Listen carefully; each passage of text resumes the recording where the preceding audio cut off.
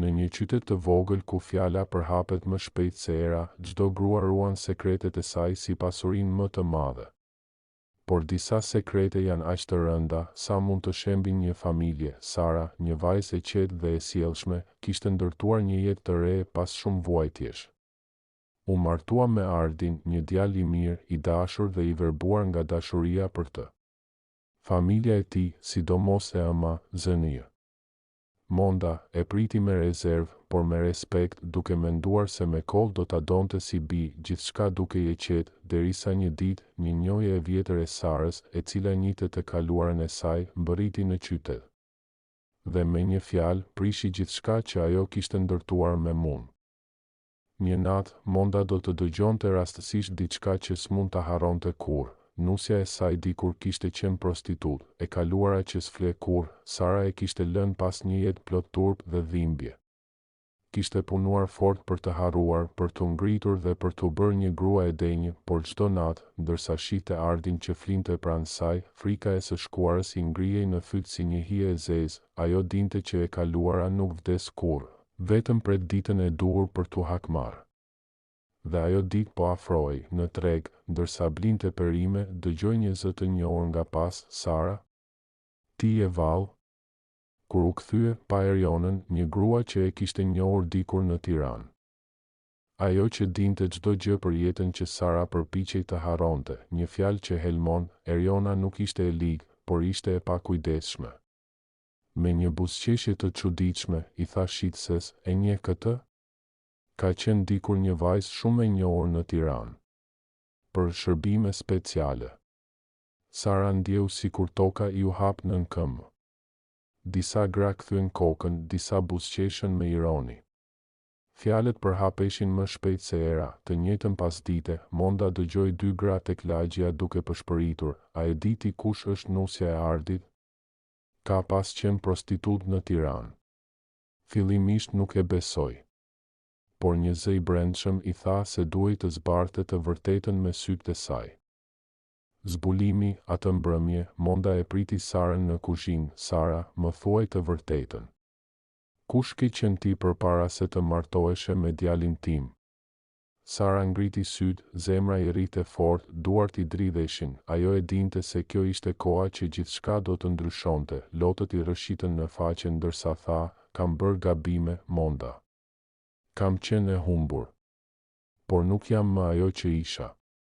Por Monda nuk mund ta përpinte dot këtë të vërtetë. E ndjeu sikur dikush i kishte njollosur emrin e familjes. Nata e ftohtë, pasi dëgjoi rrëfimin e Sarës, Monda qëndroi e ngrirë. Nuk foli, nuk e shikoi më në sy. U ngrit, shkoi në dhomën e saj dhe mbylli derën fort. Sara qëndroi në kuzhinë, me duart që i dridheshin dhe sytë e mbushur me lodh. Nuk e dinte nëse duhet të shkonte pas saj apo ta linte të qetë. Në dhomën tjetër, Monda qante në heshtje.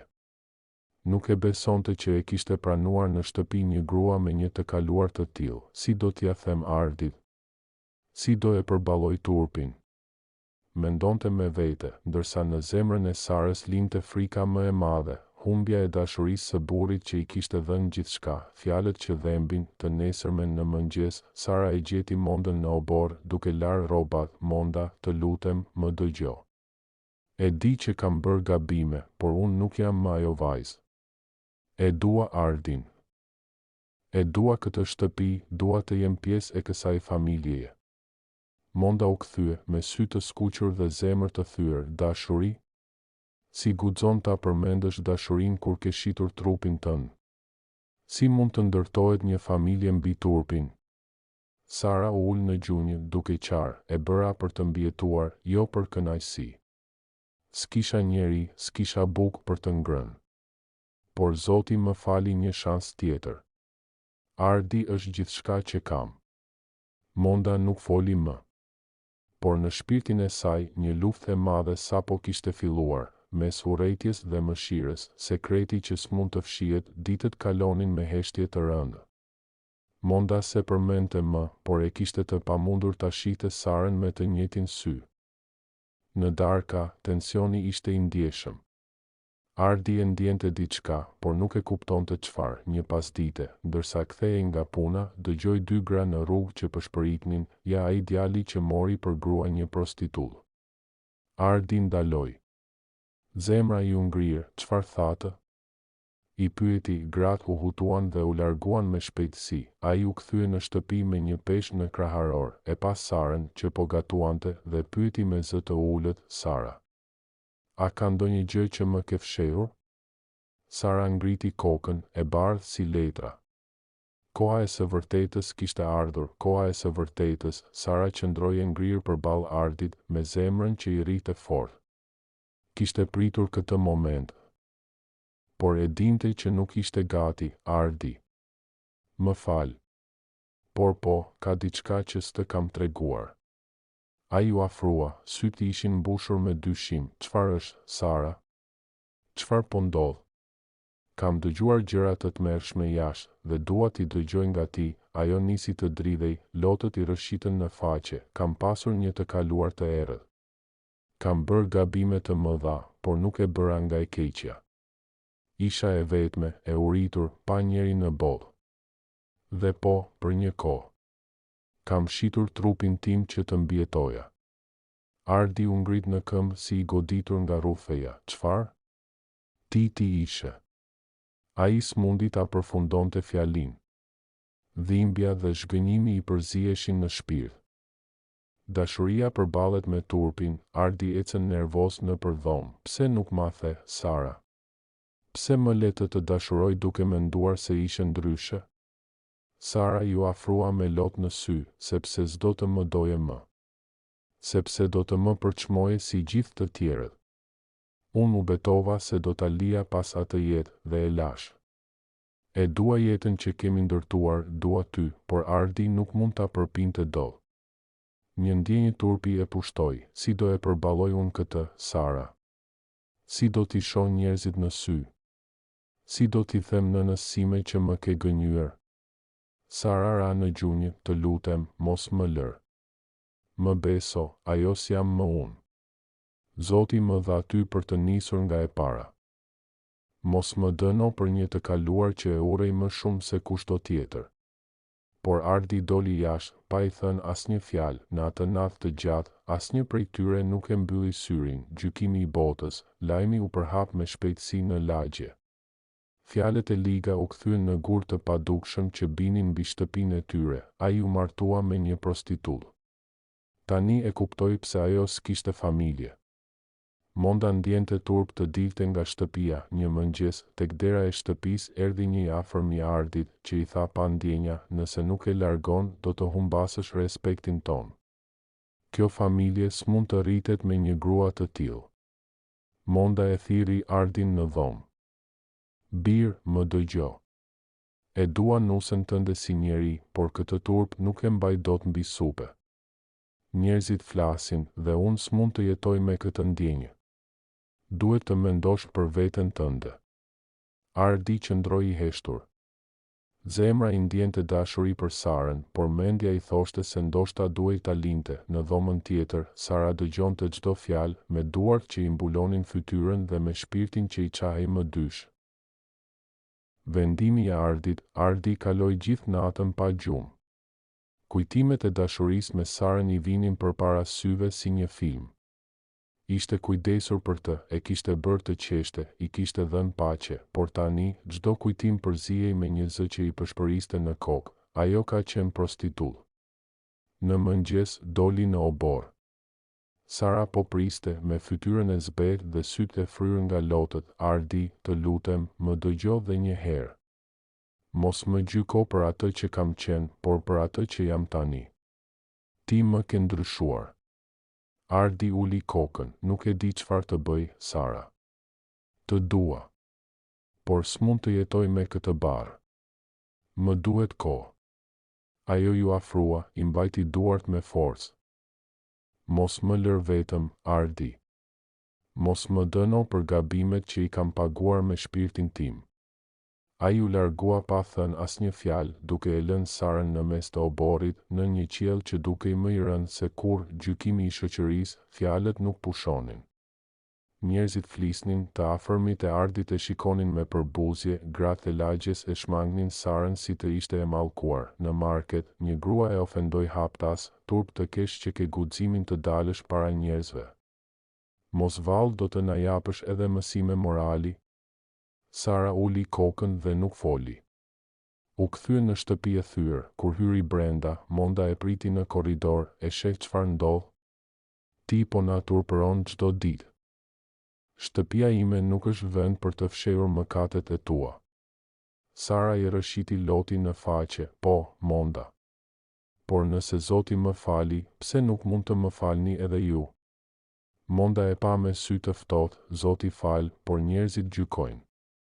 Dhe ky gjykim është më i rëndë se çdo dënim. Ajo iku në dhomën e saj, duke e lënë Sarën të përkulet në dysheme, me shpirtin që i coptohej ngadalë dritë në errësirë një natë, ndërsa Sara qante në heshtje, trokiti dikush në derë. Ishte fqinja e vjetër, Zënëja. Lirie, një grua e urtë që kishte parë shumë në jetë, ajo hyri, e përqafoi dhe i tha but, mos e ul kokën, bi. Të gjithë kemi një të kaluar. Disa e mbajnë fshehur, disa e vuajnë hapur. Ti po përpiqesh të jesh më e mirë, kjo është më shumë se mjaft. Sara shpërtheu në lodh, por askush nuk më sheh ndryshe, Lirie. Unë jam vetëm. Jo, bi. Nuk je vetëm. Zoti të sheh, dhe ndoshta një ditë, edhe burri yt do ta kuptoj se dashuria nuk lind për të gjykuar. Ato qëndruan për orë të tëra duke folur. Dhe për herë të parë pas ditësh, në zemrën e Sarës u ndes një shpresë e vogël, lufta brenda shpirtit, Ardi qëndronte çdo ditë i ndarë mes dashurisë dhe turpit. Nga njëra anë, ndjente se Sara ishte gruaja e jetës së tij, ajo që e kishte mbushur shtëpinë me dritë e mirësi. Nga ana tjetër, çdo zë në lagje i kujtonte të kaluarën e saj. Në punë, disa kolegë e përgojonin. Njëri i tha me ironi, si është të jesh burri i një gruaje që ka shërbyer gjithë Tiranën. Ardi u ngrit dhe i dha një grush që e përplasi për tokë, mos guxo të flasësh për gruan time. Por zemra e tij po shpërbëhej. Në shtëpi nuk fliste shumë. E shikonte Sarën me mall, por syt i fshite shpejt. Një natë u ul në shtrat dhe i tha vetes, nëse dashuria s'është më e fortë se turpi, atëherë s'kam kuptuar asgjë nga jeta.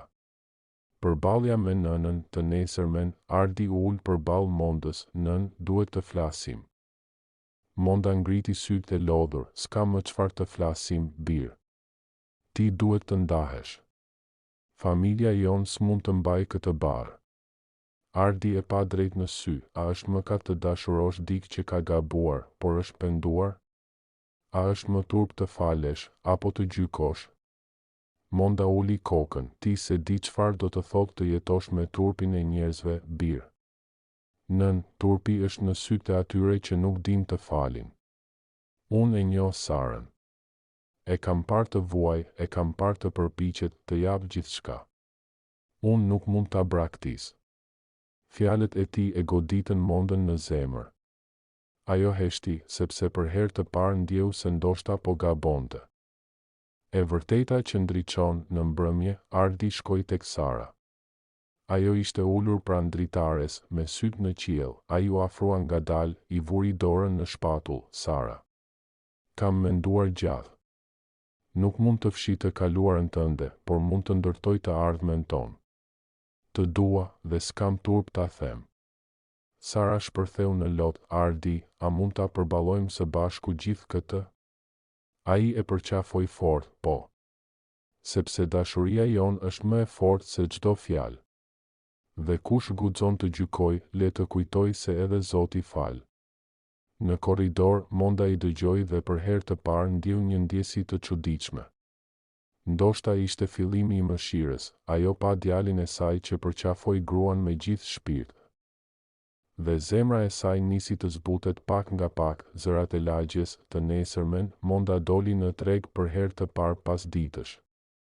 E dinte se sytë e njerëzve do ta ndiqnin.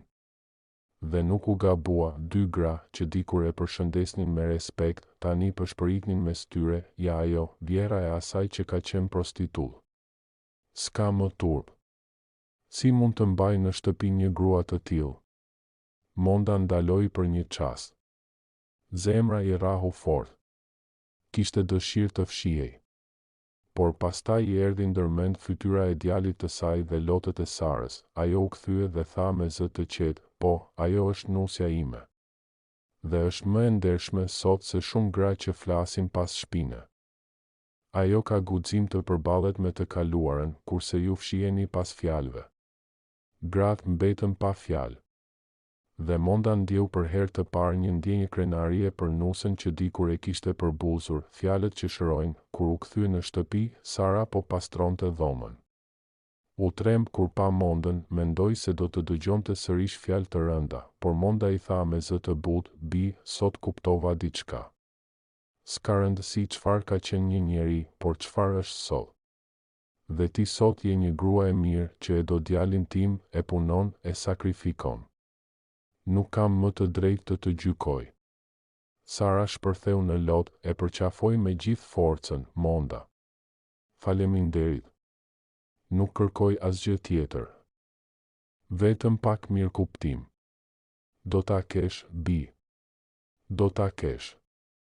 Ndoshta nuk do ta harroj menjëherë, por do të mësoj të fal." Në atë moment, një dritë e re hyri në atë shtëpi, dashuria që forcon, me kalimin e ditëve, gjërat nisën të ndryshojnë. Ardi e trajtonte Sarën me më shumë kujdes, Monda e përfshinte në punët e shtëpisë dhe darkat nuk ishin më të heshtura. Një mbrëmje, ndërsa hanin të tre, Ardi i tha nënës, "Falenderoj Zotin që më dha një grua si Sara.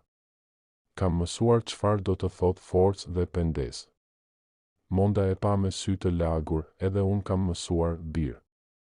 Kam kuptuar se mëkatet e dikujt s'janë arsye për ta dënuar për jetë. Ndoshta Zoti na solli Sarën për të na mësuar ne se çfarë është falja." Sara i shikoi të dy dhe ndjeu për herë të parë se ndoshta e kaluara s'do ta ndëshkonte më. Në zemrën e saj lindi një premtim, të mos kthehej më kurrë pas. Ditët që pasuan ishin të mbushura me tension. Elina jetonte në të njëjtën çati me një grua që e shikonte me përçmim, ndërsa Arditi përpiqej më kot të mbante paqen. Në çdo mëngjes, Liria i fliste me zë të ngritur, gati me ironi, duke i kujtuar që s'ishte vajzë për këtë shtëpi. Elina i duronte të gjitha në heshtje, me sytë që i mbusheshin me lotë sapo mbyllej dera e dhomës. Por brenda saj nisi të ndizet një forcë e re. Ajo nuk donte të ikte, nuk donte të dorëzohej. Për herë të parë në jetë, kishte dikë që e donte sinqerisht dhe nuk do lejonte që e kaluara t'i arrëzonte të ardhmen. Një mbrëmje, ndërsa Liria po qëndronte në verandë me një mike të sajën. Elina dëgjoi fjalët e rënda që po thuheshin për të, "E di kush është ajo? E kam parë me sytë e mi dikur në Tiranë. S'është vajzë e ndershme. Arditi se meriton këtë turp." Liria heshti për disa sekonda, por në sytë e saj kishte një përzierje zemërimi dhe turpi. Elina u tërhoq në dhomë dhe u përplas në dy sheme duke qarë. Ishte lodhur. Ishte munduar aq shumë për të harruar atë periudhë të errët kur varfëria dhe detyrimi e kishin shtyrë drejt një rruge që kurrë nuk e kishte dashur. Ajo kishte luftuar për t'u ringritur, por duket se bota nuk harronte kurrë. Të nesërmen, ajo mori një vendim. Shkoi tek Liria dhe me zërin që i dridhej, por me zemrën plot guxim, i tha, "Po, e vërtet është. Kam bërë gabime, por isha vetëm dhe e dëshpëruar. Nuk isha e ligë, isha e humbur. Sot jam ndryshe. Dua vetëm të jem njeri i mirë, të jem bashkëshorte dhe nën e denjë. Ju lutem, mos më gjykoni më për atë që s'jam më." Liria e dëgjoi pa folur. Fjalët e Elinës e prekën, por krenaria nuk e linte ta pranonte menjëherë. Sytë e saj zbuteshin për herë të parë, por goja e mbante akoma të ngurtë. "Koha do ta tregoj nëse fjalët e tua vlejnë," tha ajo shkurt. Ditët kalonin ngadalë dhe në shtëpi mbretëronte një heshtje e ftohtë. Liria ende nuk e pranonte plotësisht Elinën, por kishte diçka që kishte ndryshuar tek ajo, një farë kurioziteti. Një dëshirë për ta kuptuar më mirë. Një pasdite, ndërsa Elina po pastronte oborrin, Liria e pa nga dritarja. Në fytyrën e saj nuk pa më as arrogancë, as turp, por për ulësi dhe lodhje. Ajo e kujtoi veten e saj të re, pas vdekjes së burrit, kur kishte mbetur vetëm me një djalë të vogël dhe asnjë ndihmë. Për një çast, zemra i u mbush me mëshirë, por krenaria nuk e linte ta shfaqte. Në mbrëmje, ajo i la një pjatë me ushqim mbi tavolinë dhe i tha me zë të ulët, "Ha, se ke punuar gjithë ditën." Ishte hera e parë që i fliste pa tone për çmuese. Elina mbeti pa fjalë, me lot në sy, dhe kuptoi se ndoshta diçka po fillonte të ndryshonte. Një ditë, ndërsa Arditi ishte në punë, në derën e shtëpisë trokiti një grua nga qyteti ku Elina kishte jetuar dikur. Ishte një njohje e vjetër që kërkonte ndihmë. Liria, rastësisht, ishte aty dhe dëgjoi bisedën. Gruaja foli për jetën e vështirë që kishin pasur dikur dhe për mënyrën si Elina i kishte ndihmuar vajzat e tjera të shpëtonin nga rruga, pasi vet ishte larguar nga ajo jetë. Po mos të ishte ajo, unë sot s'do isha gjallë, tha gruaja me lot në sy. Liria mbeti e shtangur.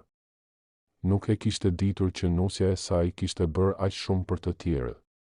Për herë të parë, ajo e pa me sy të rinj, jo si një turp, por si një grua që kishte luftuar për të ndryshuar fatin e vet. Atë mbrëmje, Liria u ul pranë Elinës në verandë, një gest që se kishte bërë kurrë. Heshtëm për disa minuta, pastaj Liria foli me zë të ngrohtë, "E di. Ndonjëherë jeta na detyron të bëjmë gjëra që s'duam. Por rëndësi ka kush je sot, jo kush ishe dje." Elina ngriti sytë e mbushur me lodhë dhe e falenderoi me zë të dridhur. Ishte hera e parë që ndjeu se ishte pranuar, se mund të merrte frymë lirë në shtëpinë e saj. Nga ajo ditë, marrëdhënia e tyre nisi të ndërtohej me ngadalë, mbi mirëkuptim dhe respekt. Dhe Elina e kuptoi se falja e vetes ishte çelësi për të fituar faljen e të tjerëve. Me kalimin e javëve, atmosfera në shtëpi nisi të ndryshonte ndjeshëm. Liria nuk e shikonte më Elinën me përçmim, por me një lloj ndjenje nënërore që kishte munguar më parë. Filloi t'i fliste më shpesh, t'i kërkonte ndihmë në kuzhinë dhe madje t'i tregonte kujtime nga rinia e saj. Elina, e përulur dhe e mirënjohur, e dëgjonte me respekt dhe përpiqej të mësonte prej saj. Një mbrëmje, ndërsa po gatuanin bashk, Liria i tha, "Kur u martova unë, s'kisha askën. Do doja ta kisha një nën që të më mbështeste. Ndoshta tani mund të jemi njëra për tjetrën." Elina e pa me lot në sy dhe e përqafoi për herë të parë.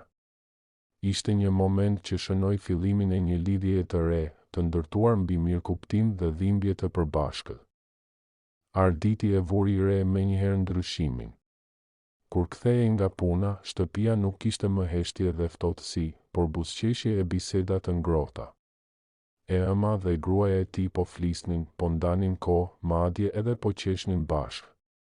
Ai u ndje më i qetë se kur më parë, si një njeri që më në fund e kishte gjetur paqen e shtëpisë. Një të diel, të tre dolën në treg bashkë. Liria i bleu Elinës një shall të bukur dhe i tha, "Një nën gjithmonë i blen diçka vajzës së saj." Fjalët e saj i mbushën sytë e Elinës me lodhë. Ishte një pranim i plot, një falje pa kushte. Një mbrëmje vonë, ndërsa po qëndronin të trija në verandë, Elina vendosi të fliste për herë të parë hapur për gjithë të kaluarën e saj.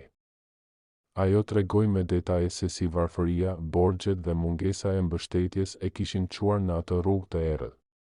Liria e dëgjoi pa e ndërprerë, me sytë e mbushur me dhimbje.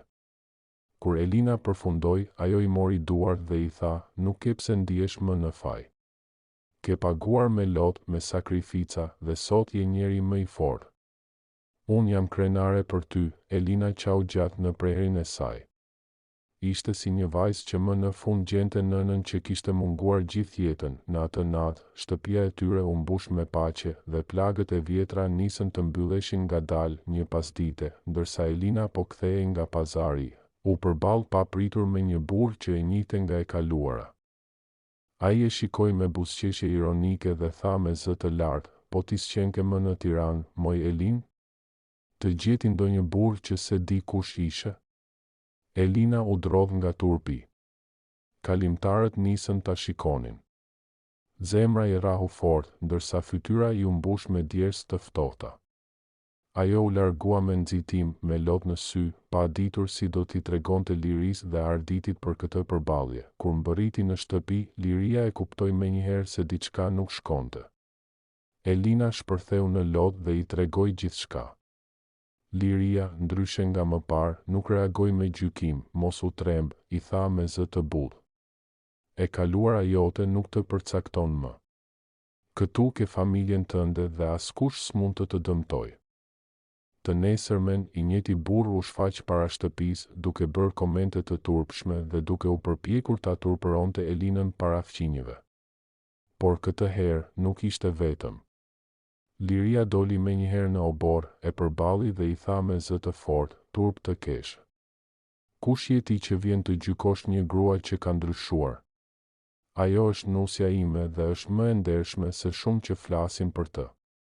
Largoje veten para se të hedh jashtë me duart e mia. Burri mbeti pa fjalë dhe u largua. Fqinjet që kishin dëgjuar gjithçka mbetën të habitur. Për herë të parë, Liria e mbrojti publikisht Elinën si vajzën e saj. Elina e përqafoi me lot në sy. Ishte momenti që e kuptoi se kishte fituar diçka më të madhe se respekti, dashurinë e një nëne. Pas asaj ngjarjeje, Elina ndjeu një peshë të madhe që ju largua nga shpirti. Qyteti që dikur e përçmonte, filloi ta shikonte me sy tjetër. Njerëzit pan një grua që nuk fshihej më, që ecën me kokën lart dhe që kishte për krah një familje që e donte. Në një darkë familjare, Arditi ngriti gotën dhe tha, Elina është gruaja që më ka mësuar ç'është guximi dhe falja. Faleminderit që e doni siç e dua unë. Liria buzëqeshi dhe tha, e kaluara na mëson, por dashuria na shpëton.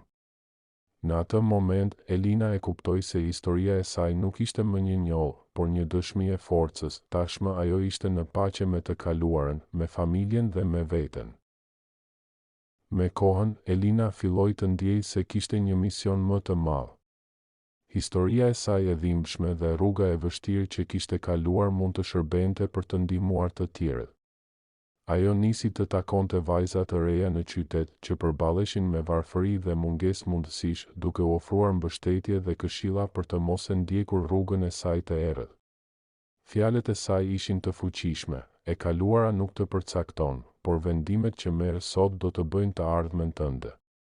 Liria, e cila dikur kishte qenë shoqe e vetme dhe e përballuar me vështirësi të mëdha, pa përpjekjen e Elinës dhe e mbështeti plotësisht. Ajo shpesh i thoshte, bi, je e fortë dhe e ndershme tani. Mos e harro kur këtë dhe përdore forcën tënde për të ndihmuar të tjerët. Arditi ndihej krenar për gruan e tij dhe e mbështeste në çdo hap. Shtëpia e tyre u kthye në një vend ku dashuria dhe respekti ishin mbi paragjykime. Një ditë, një vajzë e re erdhi pranë Elinës dhe i rrëfeu historinë e saj të errët, duke qarë. Elina e përqafoi, i tha fjalët e duhura dhe i dha shpresë. Ajo kuptoi se rruga e saj e vështirë nuk kishte qenë e kotë, ajo kishte mundur të transformonte dhimbjen në forcë dhe të shpëtonte të tjerët. Ndërkohë, Liria e shikonte me krenari dhe Arditi e mbante dorën, duke ditur se së bashku kishin arritur të krijonin diçka më të fortë se paragjykimet e qytetit.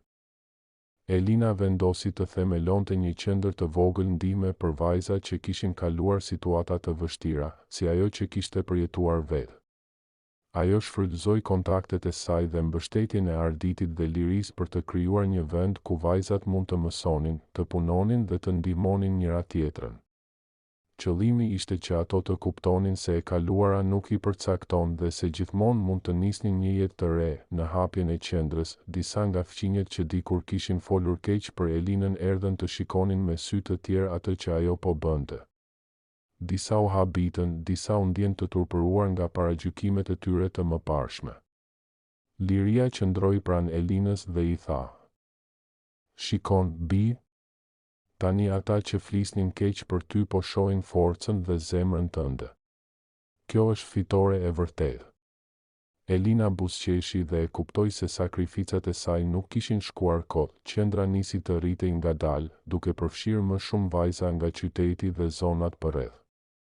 Çdo sukses i tyre i jepte Elinës dhe Liris një ndjesi të thellë krenarie. Arditi, gjithmonë pranë tyre, ndjej se familja e tyre nuk ishte më vetëm një streh për dashuri, por edhe një qendër shprese për të tjerët. Historia e Elinës, që dikur ishte burim turpi dhe paragjykimesh, tani ishte shembull i forcës, faljes dhe ndryshimit. Me kalimin e muajve, qendra e Elinës filloi të tërhiqte vëmendjen e komunitetit më të gjerë. Njerëzit që dikur e gjykonin me përçmim filluan të shikonin përpjekjet e saj me admirim. Vajzat që dikur ishin të frikësuara nga e kaluara e tyre, tani ndiqnin mësimet dhe këshillat e Elinës me shpresë dhe besim. Elina ndjeu se dhimbjet e së kaluarës po shndërroheshin në një forcë që shpëtonte të tjerët. Një ditë, një gazetar lokal vizitoi qendrën për të shkruar një artikull për punën e jashtëzakonshme të Elinës.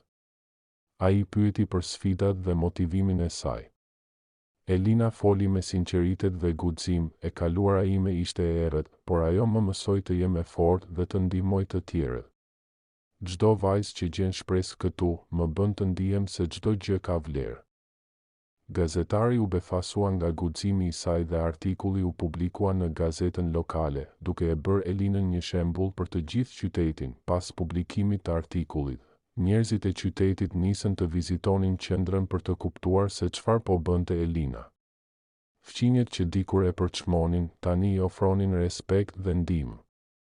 Liria ndjej e lumtur dhe krenare për gruan që kishte ardhur në jetën e saj dhe për djalin e saj. Arditi ndjej i lumtur që dashuria e tyre kishte mundur të mbijetonte paragjykimet dhe turpin e qytetit.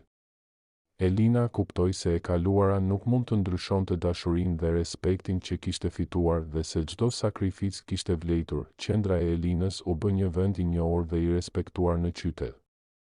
Vajzat që kishin kaluar situata të vështira gjetën aty streh, këshill dhe mundësi për të nisur një jetë të re.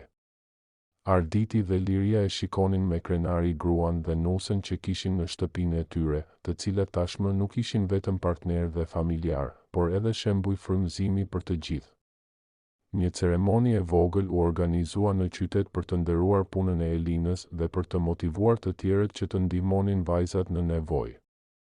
Për herë të parë, fqinjet që dikur flisnin pas shpine, ishin prezent dhe e përgëzonin publikisht. Liria u përqafoi me lot në sy, duke kuptuar se çdo paragjykim që kishte pasur tashmë ishte shkrirë nga dashuria dhe respekti. Elina, e mbështetur nga Arditi dhe Liria, e kuptoi se historia e saj e errët kishte shërbyer si mësim dhe si drik për të tjerët. Ajo e pa se falja, durimi dhe sakrifica mund të shndërrojnë çdo gabim në forcë. Qyteti që dikur e përçmonte, tani e nderonte. Dhe ajo mësoi një të vërtet të thjeshtë, por të fuqishme. E kaluara nuk përcakton të ardhmen, por vendimet dhe veprimet e tanishme mund të ndërtojnë një fat të ri. Elina po ndjente një kënaqësi të thellë për punën që po bënte. Çdo vajzë që largonte frikën dhe fillonte një jetë të ndershme e mbushte zemrën e saj me gëzim. Arditi dhe Liria e shikonin me admirim, duke kuptuar se dashuria dhe durimi i tyre kishin sjellë një ndryshim të madh jo vetëm në familje, por edhe në komunitet. Një mbrëmje, ndërsa të tre po shikonin diellin duke perënduar mbi qytet, Liria foli me zë të ngrohtë: "E di, Bi, kur të pash për herë të parë, nuk e kuptoja se çfarë kishte brenda teje. Por sot e shoh fuqinë dhe zemrën tënde. Tani jam e sigurt se çdo gjë që ke kaluar të ka bërë më të fortë." Elina e përqafoi fort. Lotët i rrëshitën mbi faqe, por ishte një lloj lumturie e qetë, e brendshme, që nuk kishte përvojë më parë. Në atë moment, gjithçka u ndje e plotë. Historia e Elinës, që fillimisht kishte qenë një burim turpi dhe paragjykimi, kishte përfunduar me pajtim, respekt dhe dashuri. Qyteti e pranoi. Komuniteti e nderoi dhe familja e saj u bashkua në një lumturi të thjeshtë, të fuqishme dhe të qëndrueshme. Elina kuptoi se jeta nuk është përcaktuar nga gabimet e së kaluarës, por nga guximi për të ndryshuar, durimi për të falur dhe dashuria që mund të shpëtojë çdo shpirt. Historia përfundon me një mesazh të fuqishëm: falja dhe durimi mund të shndërrojnë dhimbjen në forcë dhe dashuria e vërtetë mund të kapërcejë çdo paragjykim.